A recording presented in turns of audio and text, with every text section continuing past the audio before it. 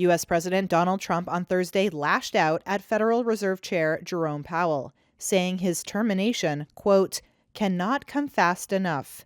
In a Truth Social post, Trump said Powell, quote, should have lowered interest rates like the European Central Bank long ago, and that he should, quote, certainly lower them now.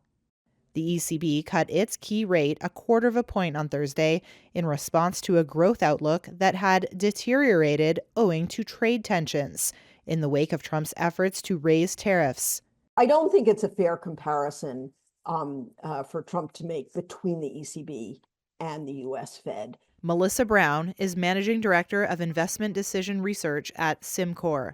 I think we're seeing some very different economic numbers coming out of the Eurozone versus what's coming out of the U.S. So they have more room to move rates down without worrying about, triggering inflation. I think the ECB is much more worried about the impact of tariffs on Eurozone economies. Powell has a different mandate. In the U.S., the expectation is that these tariffs will be inflationary.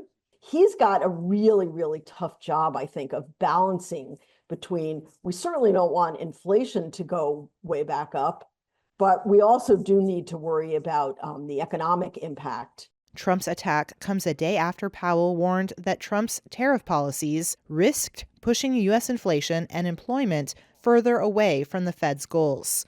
He also spoke of the central bank's independence during an event at the Economic Club of Chicago. Fed independence is very widely understood and supported in Washington, in Congress, where it really matters. We're never going to be influenced by any political pressure.